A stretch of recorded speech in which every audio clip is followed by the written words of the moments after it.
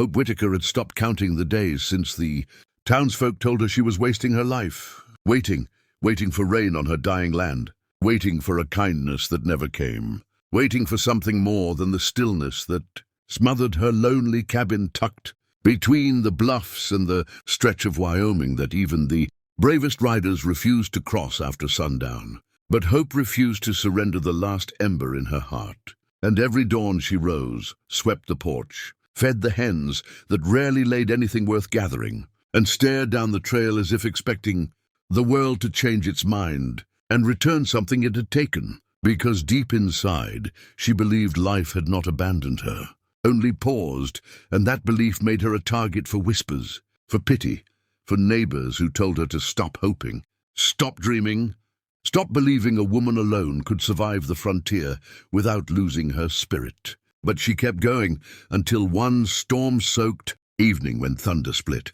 the sky like a rifle shot, and the wind dragged dust across the valley like a wounded animal crying for mercy. She heard a horse stumble, then a man's breathless groan, and before she could decide whether she imagined it or not, a dark silhouette slumped from the saddle and collapsed beside her fence. And Hope, without hesitation, without fear, grabbed her lantern, hurried across the mud, and found a cowboy bleeding through his shirt, half-conscious, whispering her name though she had never seen him before. She dragged him inside with strength she didn't know she had, laid him near the fire, and tore fabric to stop the bleeding where a bullet had torn through muscle, too close to the heart. And the cowboy, eyes flickering open, murmured his name, Calder James, a ranch hand who rode for men who didn't tolerate mistakes, men who'd decide he wasn't worth the trouble of saving, and she could see pain carved into his face, but something gentler beneath it, something weary and honest, the look of a man who had outrun more than danger. He had outrun himself, but now here he was in her small cabin, trusting her with his life, while she stitched his wound with shaking hands.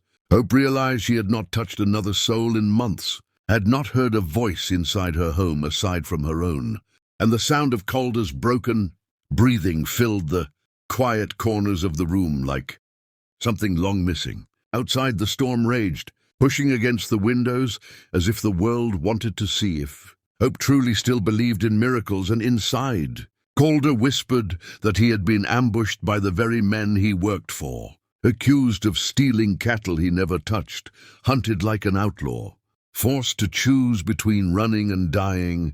And Hope listened, her heart trembling because she knew what it meant to be judged unfairly. She had lived her whole life beneath the weight of other people's assumptions, but as she worked to keep him alive, she felt a strange certainty that this man had not stumbled into her life by accident. The frontier rarely gifted second chances, yet something about Calder felt like one. Through the night she kept him breathing, feeding the fire, wiping sweat from his brow, whispering to him that he wasn't alone, not here, not tonight. And as dawn rose over the valley, lighting the ridges gold, Hope realized she wasn't the same woman the night before. She felt braver, stronger, and when Calder woke fully, meeting her eyes with gratitude so deep it broke something inside her, she understood that hope wasn't foolish at all. It was a calling, and maybe, just maybe, the world had finally decided to answer hers. The days that followed felt like a slow-moving sunrise, warming every forgotten corner of Hope's life as she nursed Calder back from the edge of death. But the more strength he regained, the more danger crept with it, because Calder knew the men hunting him would not give up, and Hope knew the valley carried news faster than the wind, meaning word of a wounded stranger staying at her cabin would spread soon enough. Yet neither of them spoke about fear directly. Instead, Calder helped her repair the fence while leaning on one crutch, laughing softly at the stubborn mule who hated being brushed, while Hope found herself stealing glances at him, noticing how his eyes softened whenever he looked at her, how he flinched whenever thunder rumbled, a reminder of that night she saved him. And though they tried to pretend life was simple, every sunrise tightened the string between danger and desire, pushing them closer to truths they weren't ready to confess. Hope discovered that Calder carried more wounds than the one in his shoulder. He carried a lifetime of betrayal, of losing trust in people who used loyalty as a tool rather than a bond. And Calder learned that Hope had lived her whole life being underestimated, surviving droughts, loneliness, and the kind of quiet that could make a heart forget it deserved more. Soon their days became a rhythm, her cooking, him helping, shared conversations that drifted from cautious to warm to something deeper. And one night, sitting on the porch while coyotes cried in the distance, Calder confessed that he didn't want to keep running anymore.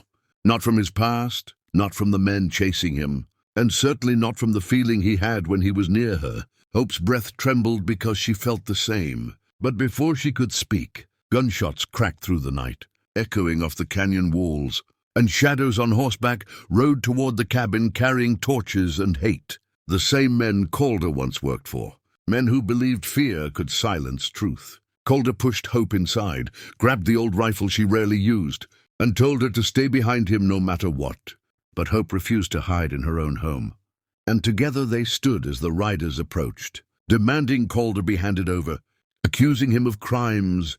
Shelter was not an outlaw, telling them they had no right to judge him without proof, telling them that if they wanted him, they would have to come through her first. And the sheer courage in her voice stunned even Calder, who realized she wasn't just protecting him, she was choosing him. After a tense standoff, the sheriff arrived, forcing the men to back down and confess under pressure that they were covering for their foreman's stolen cattle scheme, using Calder as the scapegoat. And when the sheriff declared Calder cleared of all charges, Hope nearly collapsed with relief. But what happened next changed both of their lives forever.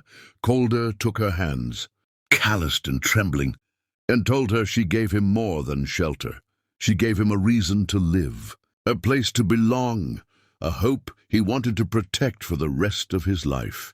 Hope, tears shining in the lantern glow, whispered that the world had told her to stop hoping. But then he arrived, bleeding, broken, and exactly what her heart had been waiting for. And as the valley wind softened and the night settled into peace, Calder vowed to stay, to rebuild the ranch with her, to fill the cabin with the laughter and life she had been denied for too long. And so the woman who was told to stop hoping discovered that hope had a way of returning when she least expected it, in the form of a wounded cowboy who walked into her life asking for shelter and ended up giving her everything she had ever prayed for. You enjoyed this powerful Western love story filled with emotion, courage, and destiny.